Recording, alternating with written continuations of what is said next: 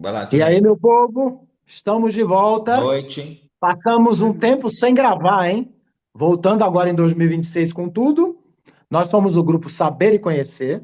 Estamos fazendo estudos sobre o livro de Urântia. Hoje vamos falar um pouco sobre Adão e Eva, né? E depois vamos continuar com outros temas também nas próximas semanas que virão por aí, tá bom? Vamos fazer agora hoje é dia 15 de abril, já falei isso, né? 15 de abril de 2026. Vamos fazer uma oraçãozinha, Tiana? Deus nosso Pai, que sois todo poder e bondade, dai força àquele que passa pela provação, dai luz àquele que procura a verdade, pondo no coração do homem a compaixão e a caridade. Deus, dai ao viajor a estrela guia, ao aflito a consolação, ao doente o repouso. Pai, dai ao culpado o arrependimento, ao espírito a verdade, à criança o guia, ao órfão o pai. Senhor, que a vossa bondade se estenda sobre tudo o que criastes. Piedade, Senhor, para aqueles que não vos conhecem, esperança para aqueles que sofrem. Que a vossa bondade permita aos Espíritos Consoladores derramarem por toda a parte a paz, a esperança e a fé. Deus, um raio, uma faísca do vosso amor pode abrasar a terra. Deixai-nos beber nas fontes dessa bondade fecunda e infinita, e todas as lágrimas secarão, todas as dores acalmar-se-ão. Um só coração, um só pensamento subirá até vós, como um grito de reconhecimento e de amor. Como Moisés sobre a montanha, nós os esperamos com os braços abertos. Ó poder, ó bondade, ó beleza, ó perfeição, e queremos de alguma sorte alcançar a vossa misericórdia. Deus, dai-nos a força de ajudar o progresso, a fim de subirmos até vós. Dai-nos a caridade pura, dai-nos a fé e a razão. Dai-nos a simplicidade que fará de nossas almas o espelho onde deve refletir a vossa santa e misericórdia imagem. Amém. Amém. Amém.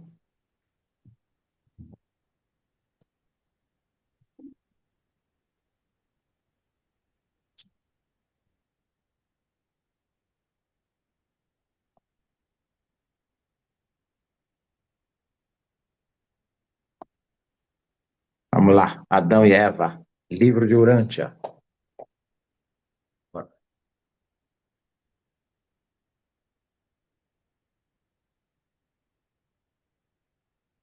Olá, tudo bem? Boa noite. Hoje nosso tema vai ser um tema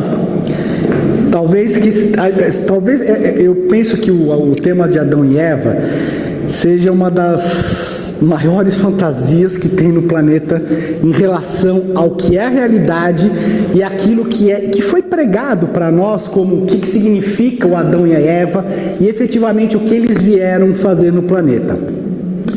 Então nós vamos falar especificamente sobre a origem deles, sobre o primeiro Éden, o que foi a falha adâmica, e depois o segundo Éden, que não é comentado em lugar nenhum que houve um segundo Éden, né? Mas antes de começar, é bom a gente ter uma advertência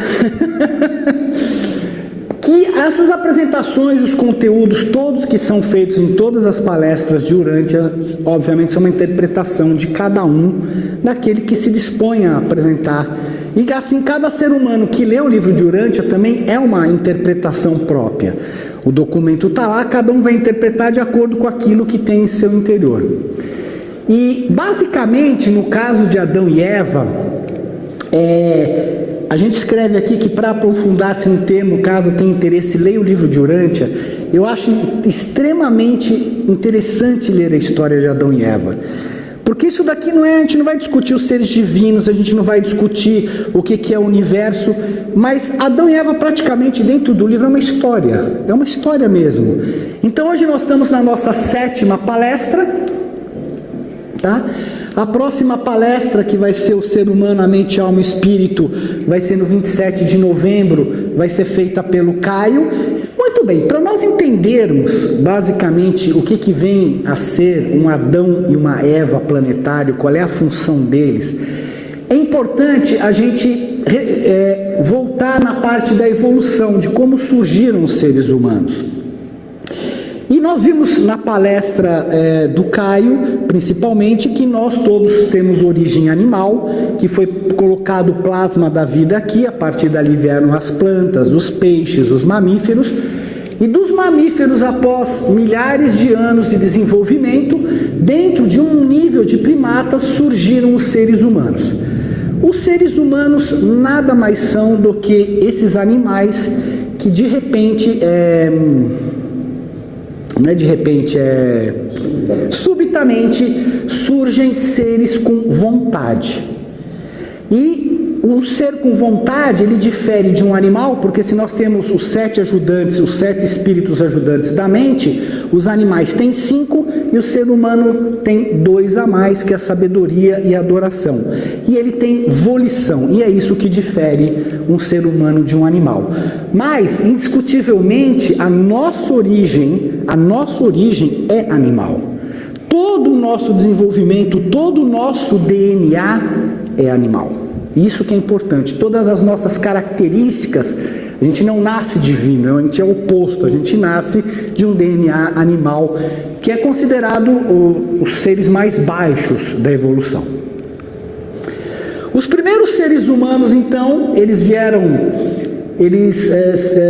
depois de 300 gerações, os primatas superiores subitamente geraram 2 criaturas notáveis, os primeiros seres humanos verdadeiros, né? E como é que se distinguia esses seres humanos? Porque eles tinham polegares humanos perfeitos e pés, porque eles não teriam mais a necessidade de ser trepadores, então eles já tinham a conformação que a gente tem aqui.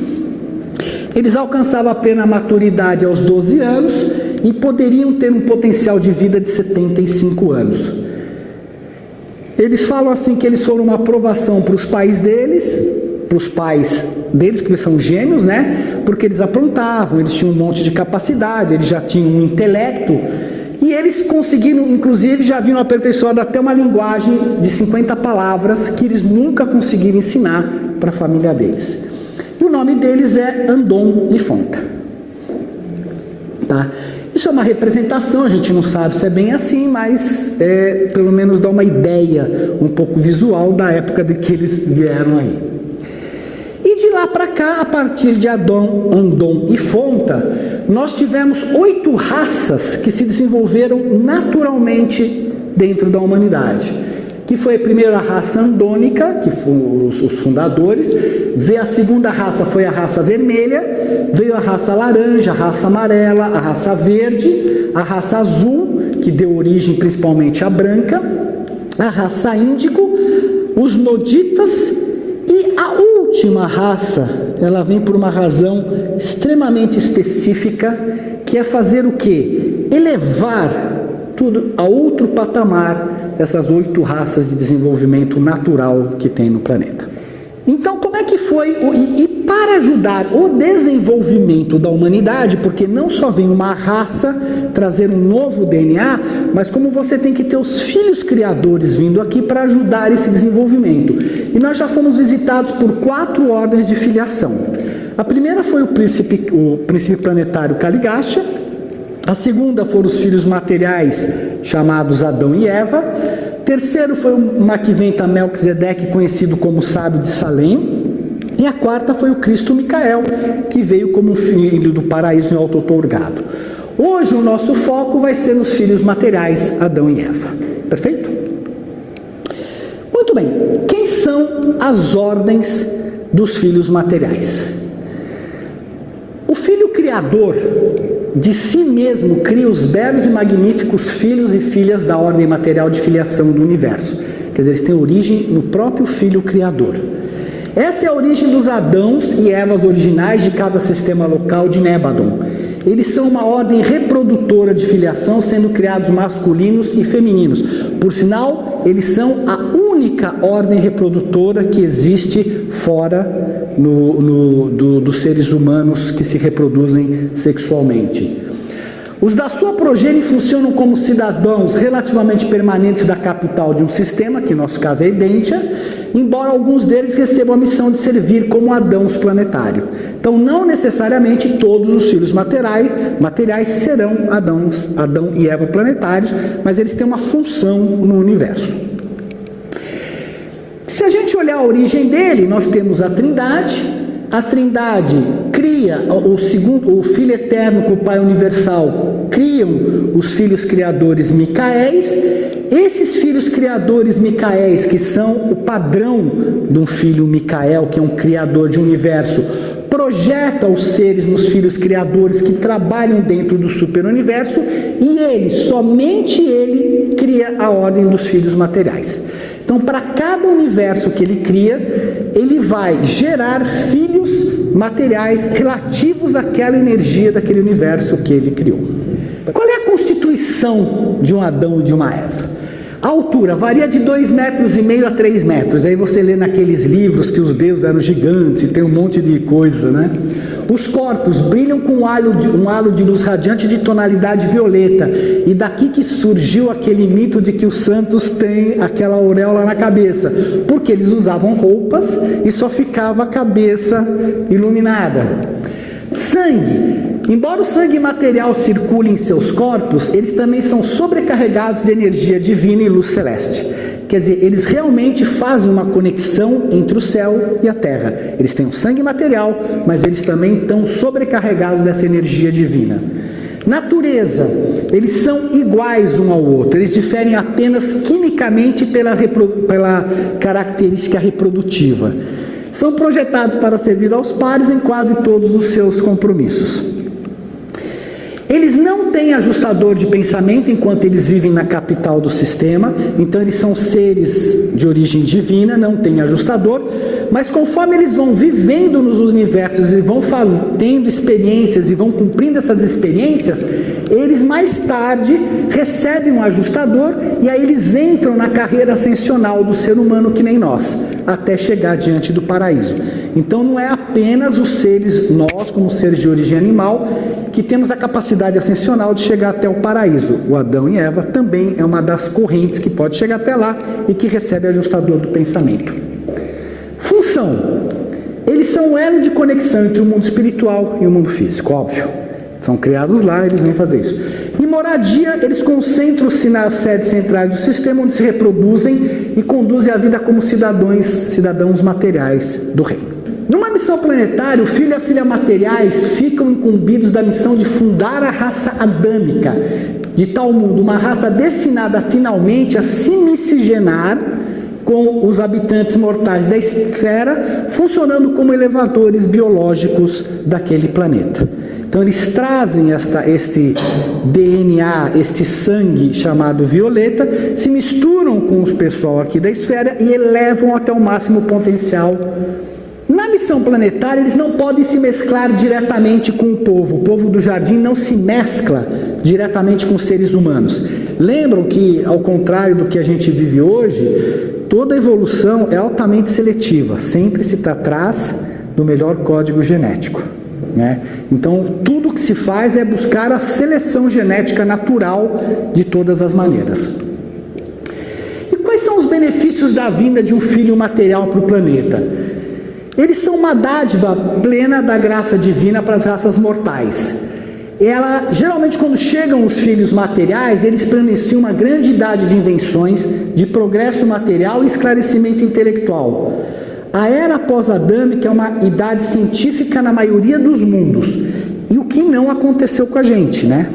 Nós estamos totalmente atrasados nesse sentido, porque não houve a era pós-adâmica, eles foram embora daqui muito antes deles conseguirem fazer. E há uma diferença, isso é interessante, porque quando vem um príncipe planetário, quando se funda uma raça pensante, né, uma raça volitiva, o príncipe planetário praticamente as escolas deles são de origem mais intelectual, mais espiritual, algo de um desenvolvimento superior. Enquanto que as escolas do jardim, elas estão mais aplicadas à cultura social, desenvolvimento econômico, relações do comércio. Enquanto um trabalha uma parte, digamos assim, do espírito, o outro trabalha a parte material. E essas duas escolas absolutamente se complementam. O que eles fazem os filhos materiais, o resultado do plasma da vida adâmica, a elevação imediata da capacidade intelectual e uma aceleração do progresso espiritual. É uma idade de grande inventividade, controle da energia e desenvolvimento mecânico. Surge a manufatura, controle das forças naturais, é a idade dourada da exploração e subjugação final do planeta. Como nós não tivemos isso, né, desse grande progresso material, e o que a gente está vivendo hoje, o que está acontecendo é que nós estamos uma ou mais dispensações atrasadas. Porque o que a gente está fazendo hoje é o que deveria ser feito já na época de Adão e Eva. Então a gente está extremamente para trás do bonde, né? O propósito principal do regime adâmico é influenciar o homem em evolução, levando-o a completar a transição de um estágio de civilização, de caçadores e pastores para o de agricultores e horticultores, com o fito de mais tarde ser suplementado pelo advento dos acessórios urbanos e industriais da civilização. Isso é bárbaro, olha, 10 mil anos na dispensação dos elevadores biológicos são o suficiente para concretizar uma transformação maravilhosa. Se nós pensarmos que eles vieram há 37 mil anos, a nossa transformação hoje é pouca. 25 mil anos, que já estaríamos agora, completado há pouco tempo atrás, dessa administração do príncipe planetário, em conjunto com a dos filhos materiais, em geral, amadurecem a esfera para o advento de um filho magisteriais, que vem ajudar realmente a raça a dar um uplift maior ainda. Então vocês veem que nós estamos há 37 mil anos do evento adâmico e a gente está ainda discutindo aquele começo de dominar e querer dominar a natureza e de conhecer a natureza. Quer dizer, estamos extremamente atrasados em relação a tudo isso. E ele fala isso, olha, os problemas relacionados à existência humana e urântia são impossíveis de serem compreendidos sem um conhecimento de certas grandes épocas do passado, sobretudo a ocorrência da rebelião planetária e suas consequências. Embora esse levante não haja interferido seriamente no progresso da evolução orgânica, quer dizer, fisicamente, nós continuamos a evoluir do jeito que deveríamos evoluir.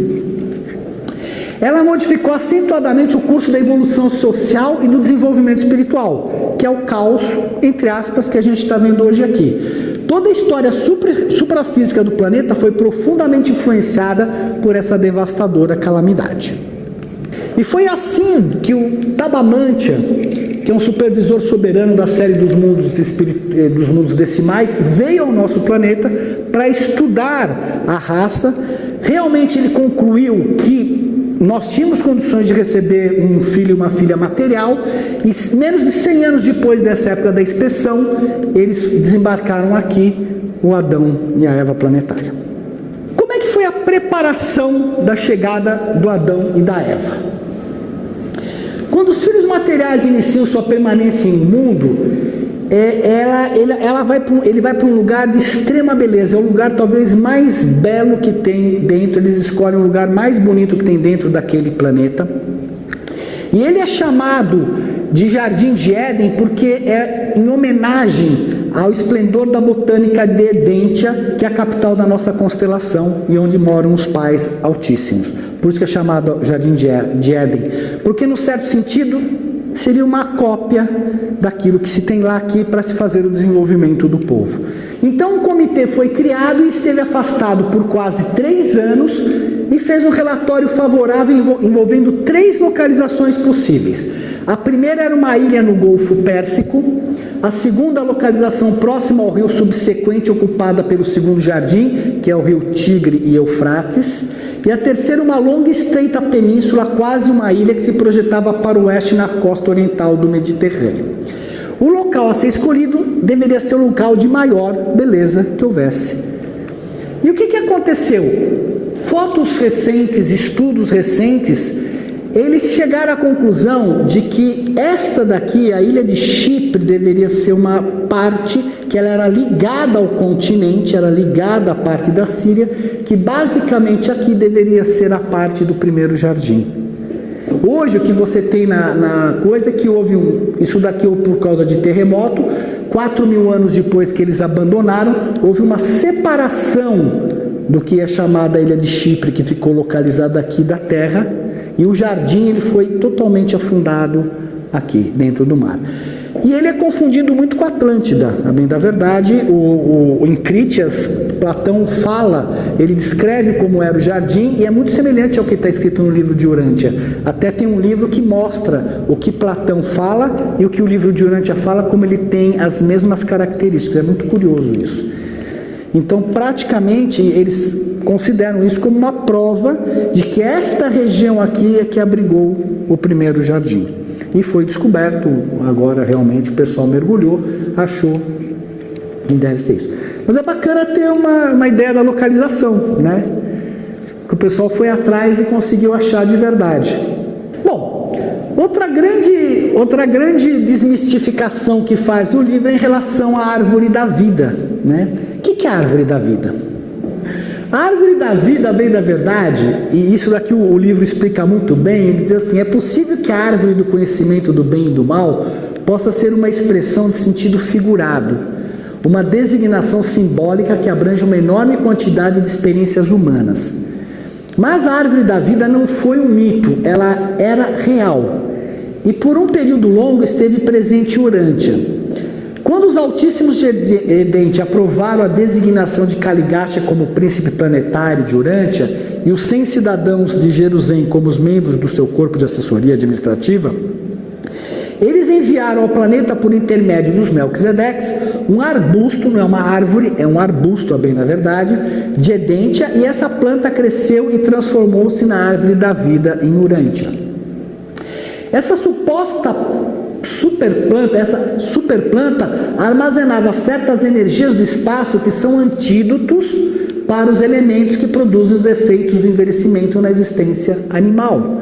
Por isso que Van, quando houve a rebelião de Lúcifer em Van e teve o outro, Amadon, eles pegaram, eles guardaram a árvore da vida e mantiveram essa árvore com ele, e por isso que eles viveram 150.000 anos praticamente dentro do planeta aqui, porque eles se alimentavam desta árvore, e quando veio o primeiro jardim, eles simplesmente plantaram a primeira árvore no primeiro jardim. E aí o Adão e a Eva e os seus filhos, aqueles que precisam, os filhos não, o Adão e Eva, eles se alimentavam da árvore para manter a vida deles. Tá? Porque ela só funciona para seres que têm a parte divina e material. Ela não funciona para os filhos dele, não funcionava. Para os seres materiais ela não funciona, só funciona para quem tem essa parte divina e material. E como é que foi a chegada do Adão e Eva ao planeta, né? Eles chegaram exatamente a 37, isso é bonito, 848.000 anos em relação a 1934, que foi quando o livro foi revelado, e 460.000 anos depois da chegada do príncipe planetário, e 160.000 anos depois da rebelião. Puta, isso é bárbaro, isso eu achei incrível, né? Porque como eles são criaturas semimateriais, eles não podem ser transportados pelos serafins de transportes. Então eles foram desmaterializados, num processo que demora praticamente 3 dias, enserafinados, foram trazidos para Urântia e no processo que demora até 28 dias foram rematerializados aqui dentro do planeta. Então essa história de desmaterialização, materialização, segundo o livro de Urântia, é verdade. Aquilo que a gente vê na TV do cara se desmaterializar, acontecer lá, realmente é verdade. E o que foi a falta adâmica? Ela comeu a maçã? Não, ela pulou um muro. Literalmente falando, ela não comeu a maçã.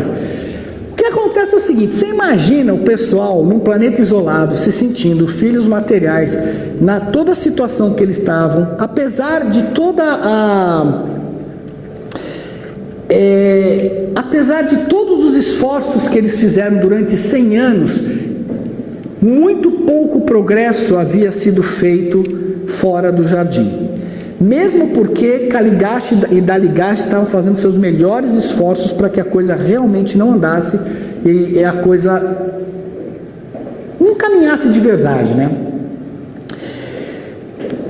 E o que se passava na cabeça do Adão, que ele conversava muito com Eva, era que alguma coisa tinha que ser feita. Por que estava demorando tanto chegar uma solução? Se eles estavam fazendo, até estava conversando aí fora, né? Você faz, nunca chega nada, não chega uma solução, você fica assim, caramba, onde é que vai ter uma continuidade? E é exatamente isso que acontecia com eles. Pô, o que a gente vai fazer para que essas coisas aqui possam efetivamente andar e a gente tenha pelo menos algum sinal de que está no caminho certo? Eles estavam sem os Melquisedeques, que apesar do Adão ter pedido insistentemente que eles ficassem aqui, eles não puderam ficar aqui. Eles tinham a voz do jardim, que era Solônia, que falava com eles para tomar cuidado, mas nada que desse orientação de como ajustar e acertar aquela rebelião, acertar o passo para que as coisas realmente começassem a andar e tomassem um outro rumo em Urante. Caligaste, ele continuava aqui e ele realmente fazia visitas frequentes ao Éden, conversava com Adão e com a Eva, que nunca cederam ao que ele falava, nunca cederam a entrar na rebelião. E aí ele resolveu mudar a estratégia dele e armou um plano contra a Eva. Porque a mulher, né? Ele resolveu armar um ardiloso ataque contra a Eva. E como é que foi esse ataque contra a Eva? O Sarapatatia, que era o líder das tribos noditas, era um dos mais capazes e eficientes colaboradores de Adão. Em breve, Sarapatatia tornou-se o vice-presidente da Comissão Edênica de Relações Tribais. Era muito importante ele conseguir juntar todas as tribos, dar um único direcionamento, fazer com que todo mundo seguisse, ou pelo menos começasse a ter uma cultura um pouco mais elevada. E ele era totalmente honesto e completamente sincero. E um dia, durante uma conversa com Eva, ocorreu a Sarapatatia que seria de muita ajuda enquanto esperava pelo recrutamento de um grande número da raça violeta, se algo pudesse ser feito nesse meio tempo para o aprimoramento imediato das tribos necessitadas que permaneciam em espera. O que você deduz disso? Praticamente, e naquela época eles tinham a capacidade ainda de interferir na mente dos seres humanos, só na época de Cristo que isso realmente foi terminado. Ele deve ter induzido Sarapatatia a ter essa ideia. E Sarapatatia sustentava que se os noditas, como a raça de maior progresso e grau de cooperação, pudessem ter um líder nascido deles, mas com origem parcial do sangue violeta, iria isso se constituir em um vínculo poderoso que uniria esses povos ao jardim. Só que qual que é a primeira questão que um Adão e Eva não podem fazer? É se misturar pessoalmente com os seres humanos, porque isso causa uma queda para eles, inclusive. Para eles não, causa uma queda para eles, né? E eles amadureceram esses planos por mais de 5 anos, até que finalmente a Eva foi convencida a ter um encontro com Cano, a mente mais brilhante, o mais ativo líder da colônia vizinha dos noditas amistosos, e Cano também acreditava profundamente na retidão do projeto de Sarapatatia. E aí que aconteceu o experimentar o fruto do bem e o mal, a Eva. Pessoal, alô, Estamos cá? Oi. voltando. Nós Xana temos ligou só pra gente, 4 Jane. minutos, por isso que eu liguei. Eu sei. Ah, tá. Vai acabar, né? Vai. Vai A acabar. gente tem que marcar onde terminou aí para a gente continuar numa próxima, hein? Tá bem.